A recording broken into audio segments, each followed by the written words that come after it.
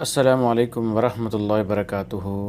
ناظرین محترم، روزہ افطار کرنے کی جو دعا عرف عام میں مشہور ہے، اللہم انی لک صمت و بک آمنت و علیک توکلت و علی رزقک افطرت، اس حدیث کی کوئی سند ثابت نہیں ہے، یعنی یہ کسی حدیث کی کتاب میں صحیح سند کے ساتھ ثابت نہیں، بلکہ یہ جو الفاظ ہیں یہ تو ہے ہی نہیں، کسی حدیث میں ایسے الفاظ نہیں۔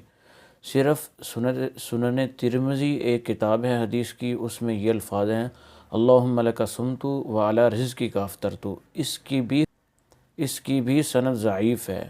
میں آپ کو ایک ایسی دعا بتاتا ہوں جو سنن ابی داؤد میں ہے اور اس کی سند بھی صحیح ہے۔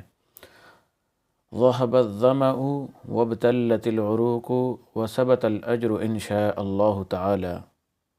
ترجمہ اور مفہوم اس کا یہ ہے، ذہب الظمأ، پیاس جاتی رہی، وابتلت العروق، اور رگیں تر ہو گئیں، وثبت الاجر ان شاء اللہ تعالی، اور اللہ نے چاہا تو روزے کا اجر و ثواب ثابت ہو گیا۔